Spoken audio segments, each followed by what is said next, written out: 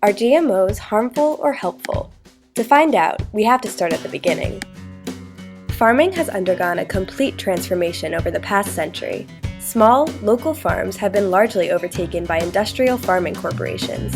Advances in farming machinery and technology have allowed companies to cultivate crops more efficiently than ever before.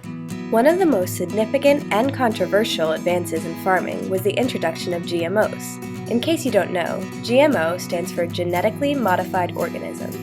Basically, scientists manipulate the DNA of seeds in a laboratory, using genetic engineering to transfer desirable traits from one organism to another. So, now that we've defined them, what's the purpose of GMOs? I would say the purpose of GMOs is to create better food for the world. The purpose of GMOs is for foods to be able to sustain difficult weather conditions and to, just be more, for it to be easier to sell and for the consumers to have more stuff available. GMOs are basically genetically modified either food or plants that make it easier to produce crops or food for the world. They were right. The main purpose of GMOs is to allow farming corporations to cultivate larger crop yields. Genetically modified crops are more resistant to pests, diseases, weather, and weeds, which makes it easier to produce food in mass quantities.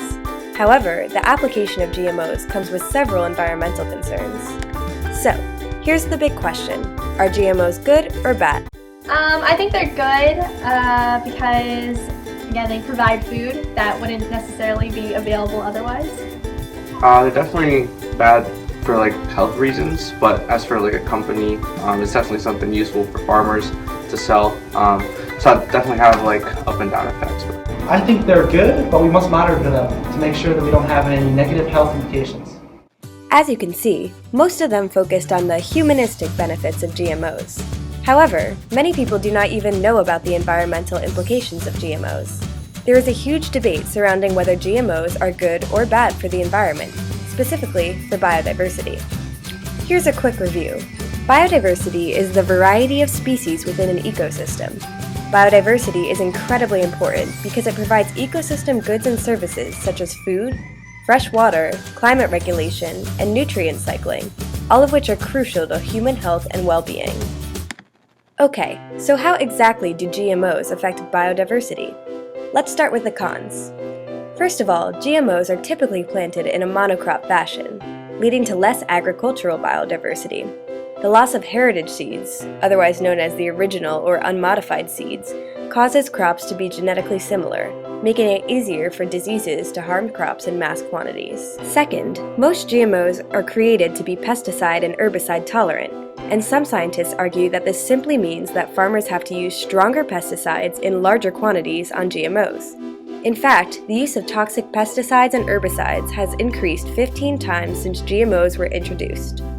This overuse of harmful pesticides decreases bacteria biodiversity in soil, and this soil degradation can lead to erosion and flooding. Harmful pesticides have also contributed to an enormous decline in pollinators, especially honeybees.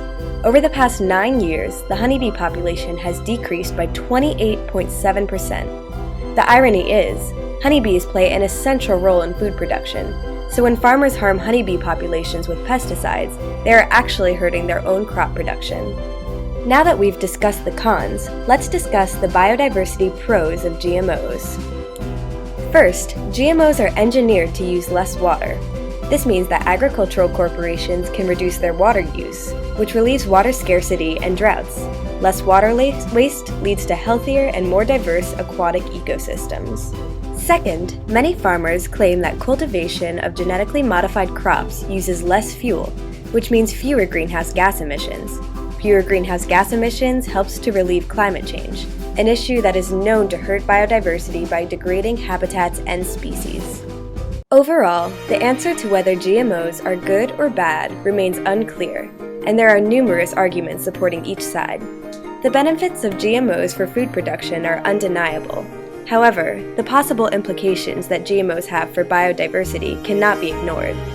It's obvious that more research needs to be conducted in order to determine the exact effects of GMOs on biodiversity. Hopefully, further research and regulation will allow humans to reap the benefits of GMOs in a way that is completely environmentally sustainable.